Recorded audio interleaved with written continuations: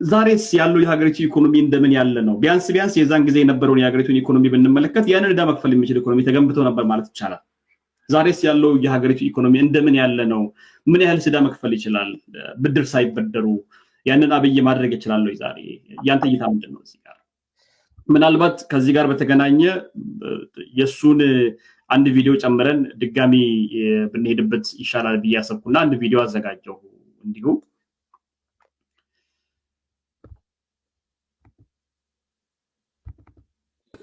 1500 ብር የሚበላው የመንግስት ሰራተኛ 300 እጥፍ ደሞዙን ጨመርን። 300 እጥፍ በኢትዮጵያ ታሪክ ታይቶ አይታወቅም። እቺንም አንድ ላይ እንድታነሳልኝ የፈለኩት ለምንድን ነው የሀገሪቱ ኢኮኖሚ በዛን ሰዓት 300 እጥፍ ተጨመረ አልተጨመረ ምን ሸከም ነበር የሚለውን ነገር እንድትመለከት ስለፈለኩ ነው። ነገ 300 እጥፍ አልጨመረም፣ ውሸቱን ነው። ያ 300 300% ለማለት ፈልጎ ካልሆነ በስተቀር he's used to lying so much he can't afford it. Pathological ሆኖበታል. He has to lie unnecessarily. That's what surprised me. ፖለቲከኛ ያጋንናል ያለ ነው አቺቭመንቱን ያጋንናል፣ ግን ተራ ቀዳዳ ነው እያቀረበ ያለው። ለምሳሌ ያኔ ብድር መክፈል የሚችል ኢኮኖሚ ነበር፣ አሁን ይችላል።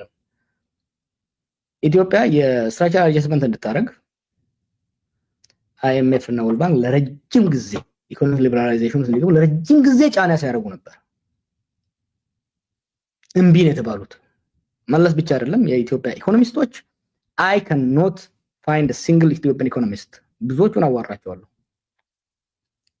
ኢትዮጵያ ላለችበት የኢኮኖሚ ደረጃ በአሁኑ ወቅት ሊበራላይዜሽን ስለ ስትራክቸራል አድጀስትመንት ጠቃሚ ነው የሚል አንድ ሰው አላየሁም።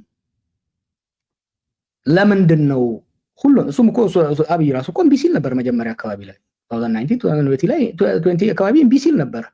ለምንድን ነው አሁን ማንኛውም ዓለም ሊቀበል የማይፈልገውን የስትራክቸራል አድጀስትመንት ለመቀበል የፈለገው? ስለተገደደ ነው። ምክንያቱም ኢኮኖሚስ ቤሊያ ምንም ማድረግ አልቻለም ከዚህ በላይ አሁን ያለው የኢትዮጵያ ኢኮኖሚ has collapsed። ይሄ እኮ is not a secret። IMFዎች አምና የነበረውን ክርክር ታውቃለህ።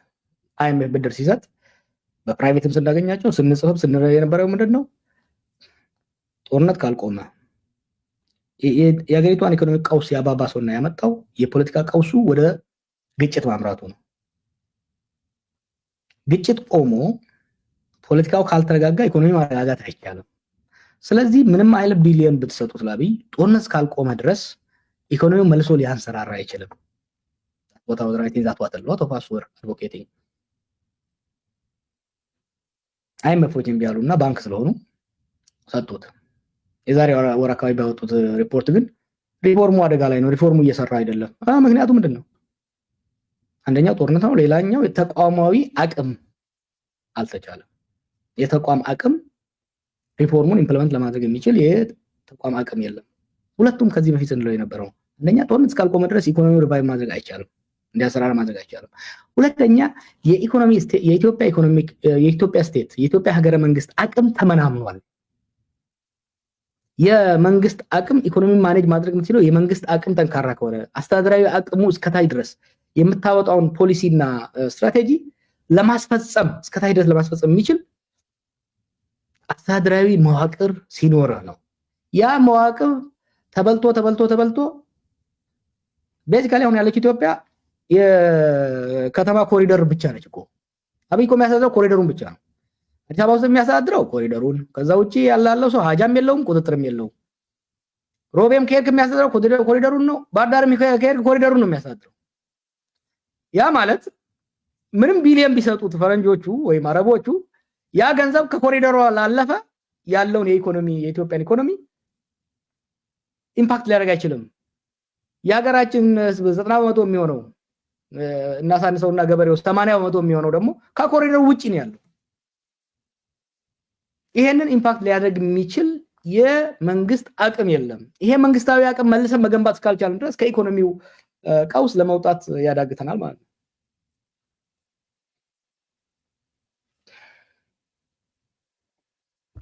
ጥሩ እንግዲህ ጀዋር ከዚህ ጋር በተገናኘ አሁን ባለንበት ሁኔታ ላይ እንመለስና ያለውን ሁኔታ እናንሳው። አሁንም ከዚሁ ከእኔ ጋር በነበረው በኢኮኖሚ ጋር በተገናኘው ከኔ ጋር በነበረን ቆይታ አንድ ያነሳው ነገር ነበር። ምናልባት እሱን ነገር እናንሳና አሁን ደግሞ ወዳለንበት ሁኔታ እንመለስና ጥያቄዎችን እናስከትል። የሀገሪቱ ኢኮኖሚ ሁኔታ ያለንበት ሁኔታ እናነሳለን። የደሞዝ ጭማሪው በሀገሪቱ ኢኮኖሚ ላይ የሚያመጣው ለውጥ በተለይም የኑሮ ሁኔታን ለመቀየር ያለውን ሁኔታ በደንብ በዝርዝር እንወያይበታለን። ምናልባት ጊዜ ካለን ተመልካቾቻችን ከአንድ የተወሰኑ ሰዎች በአጠቃላይ የተወሰኑ ጥያቄዎችን ብቻ ለመቀበል እንገደዳለን። ጊዜ ካለን ውይይታችንን በዚህ ቋጭተን ሌላ ጊዜ በውይይት እንመልሳለን። በአጠቃላይ ተግባራዊ ሲደረግ ሊቃረብ የሚያሳዩ ነገሮች አሉ። ምናልባት በኋላ የምናነሳው ነገሮች አሉ። እስኪ ይህችን ነገር እንስማና ወደ ቀጣይ ጥያቄ እንለፍ። አንድ መንግስት ለነዚህ የጤና ባለሙያዎች በፍጥነት አጥጋቢ ተደራድሮ ዝም ብሎ በእንትን ሳይሆን ቁጭ ብሎ ሌበር ዲስፒዩት ነው ካላወቁ የሚያውቁ ኤክስፐርቶች አሉ። የኛ ሀገር ሰዎች አሉ የማውቃቸው። ለምሳሌ በኢንተርናሽናል ደረጃ የሌበር ዲስፒዩት የአሰሪና ሰራተኛ ክርክርን የሚያሸማግሉ እነሱ አምጥተው መደራደር ነው አንዱ እሱ። በጣም ጥሩ። ሁለተኛው ሰው እየተረዳ እንደሄደ ስለምወድ ነው። ሁለተኛው ነገሮች እንዳይባባሱና እሳቱ እንዳይቀጣጠል ከተፈለገ በመምህራኑ ጋር፣ በፖሊሱ ጋር፣ በወታደሩ ጋር፣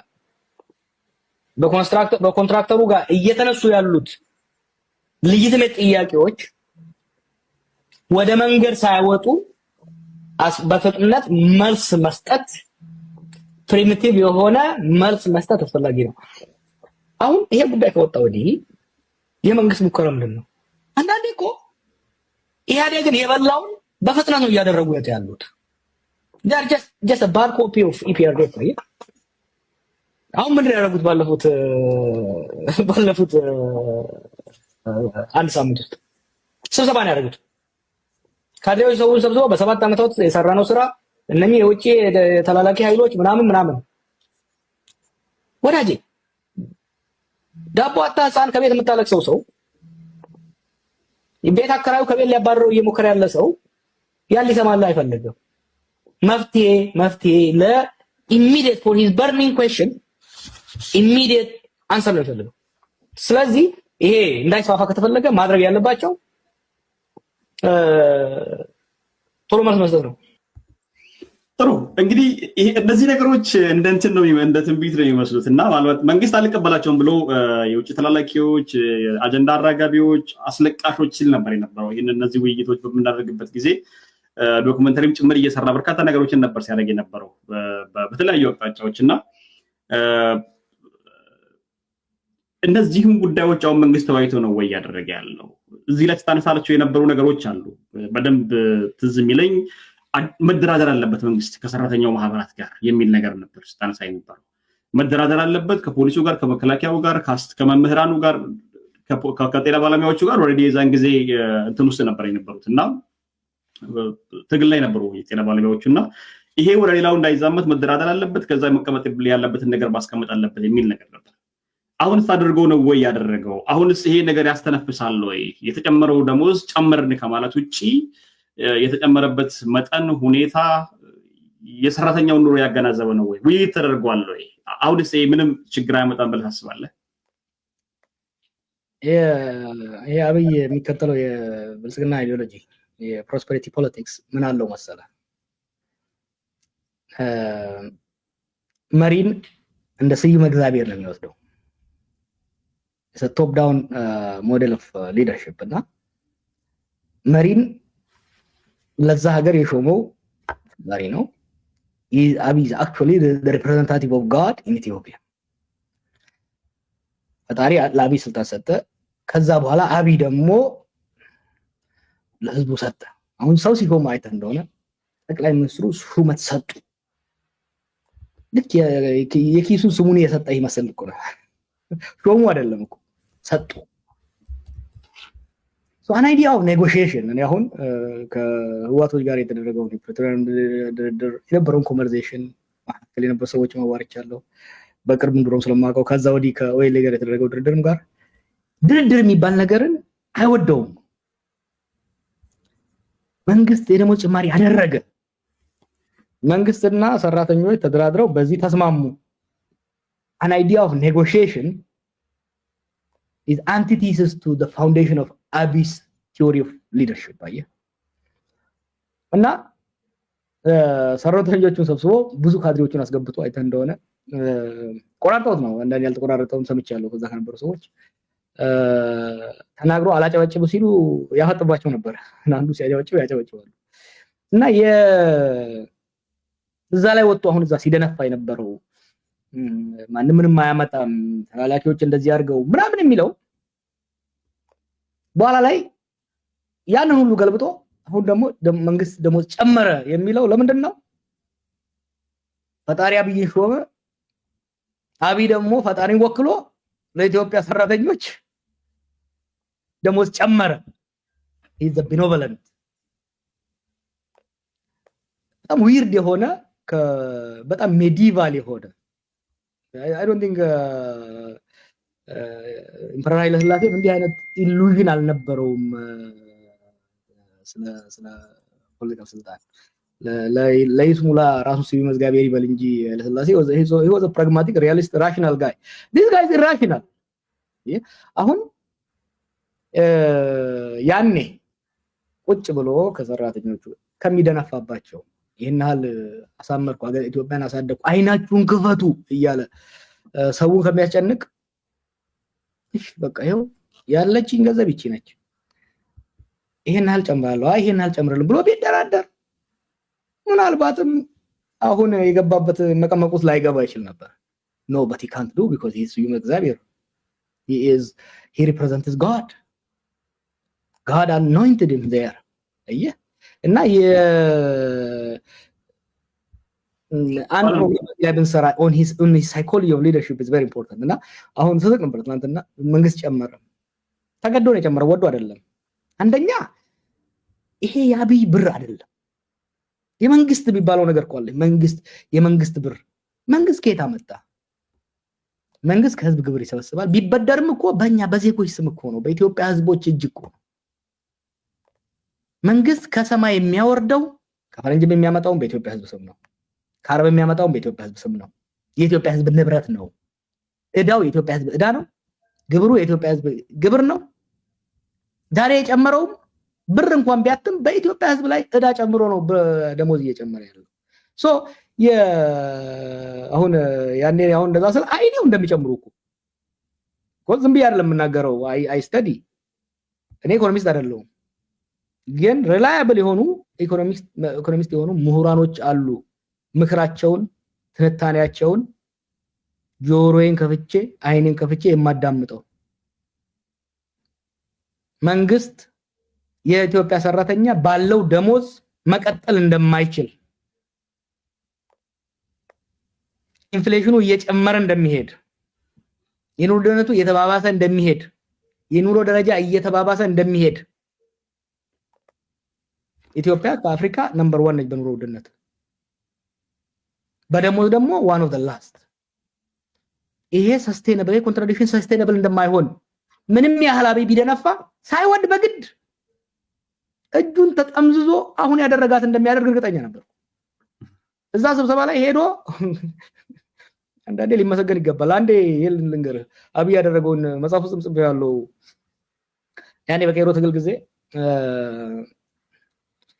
ከየዞኑ ልጆቹን ማገናኘት አንችልም ነበር ሶ ኢህአዴግ ሻምና ደገልን ልጆቹን ሰበሰበና ጦላይና ዋሻ ድርሶ እንዲያቀናጁ ኢንፎርሜሽን ይፈጠራልን አብይ ምንድነው ያደረገው አሁን የክልሉ አመጣቸውና ሐኪሞቹ መመራኖቹ ኮኔት እንዲያደርጉ ካንደር በኋላ ሄደው የነሱ ሰላዮች ሲመረምሩ ድግስ እየተዘጋጀላቸው ነው ስለዚህ ይሄን ድግስ ፕሪምቲቭ ለማድረግ ግን ቱ ሌት የኢህአዴጎችም ችግር የነበረው ምንድነው ችግር ገንፍሎ በራቸው ማንኳኳት መሰሷቸው ማነቃነቅ እስኪጀምር ይጠብቁና ላስት ሚኒት ላይ ሲያፈገፍጉ ይናዳሉ እና አሁንም አይ ቲንክ ኢትስ ቱ ሌት ምክንያቱም አሁን ያደረጉት ጭማሪ በቂ አይደለም በሚቀጥለው በሚመጣው ኢንፍሌሽን ወዲያው ይዋጣል ጥሩ እንግዲህ አሁን ወደ ዋናው ጉዳይ ለመለሰ ጀዋር ዋናው ጉዳይ ደሞዝ መጨመሩ ምን ለውጥ ያመጣል የሚልን ጉዳይ ከማንሳት በፊት አንድ እንግዲህ በፌስቡክ ገጻቸው ላይ ያስቀመጡት ስለሆነ ምናልባት ስንጠቀም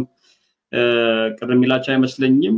በእሳቸው ላይም እንትን የሚመጣ አይመስለኝም። የራሳቸውን ሀሳብ ስላስቀመጡ አንድ የዩኒቨርሲቲ ፕሮፌሰር ያስቀመጡትን እንደ ምሳሌ ልጠቀምና ወደ ዛሬ ውይይታችን እንሂድ። የደሞዝ ጭማሪ ምን ያመጣል በሰራተኛ ህይወት ላይ ኑሮን ለማሻሻል እንደ ቀልድ አድርገው ጭምር ነው ያስቀምጡት እና በጣም ግን መራር ሀቅ ውስጡ አለ። እሱን ነገር እንድንመለከተው ስለፈለኩ ነው። እቺን ነገር ምንድነው የምትለው? የዛሬ 37 ዓመት በፊት ስራ ስቀጥር ደሞዝ 500 ብር ነበር። በጥቁር ገበያ $1 2 ብር ከ50 ሳንቲም ብር ነበር። ያ ማለት 200 ነበር ማለት ነው። አሁን ደሞዜ 20648 ብር በጥቁር ሲመነዘር $1 ይሄ እንግዲህ 2024 የለጠፉት ነው። አሁንም ሰሞኑን አንድ ጽሁፍ ለጥፈዋል እና አሁን ደሞዜ ላይክ ከዚህ ጋር ሲገናኝ ቢጨመርም ጭምር ደሞዜ በደንብ የፈለገውን ያህል ቢጨመር ጭምር ምንም ለውጥ ሊያመጣልኝ አልቻለም የሚል ነው። ብልጥ ልጅ ያዙትን ይዞ ያለቅሳል ነው በአጠቃላይ ያስቀምጡትና ለውጡ ምንድነው የሚለው ነው ከዚህ ጋር እንድነሳ የፈለኩት እኔ። ደሞዝ መጨመሩ ይሄን ያህል ፐርሰንት ጨመር ጠቅላይ ሚኒስትሩ ቅድም ሲናገር 300 እጥፍ ምናልባት 300% ምናልባት ሊሆን ይችላል አንተም ቅድም እንዳስቀመጥከውና በዛ እጥፍ ጨመርን ብሎ ሲናገሩ የሰራተኛው የኑሮ ሁኔታን በምን ያህል መንገድ ይቀርፈዋል?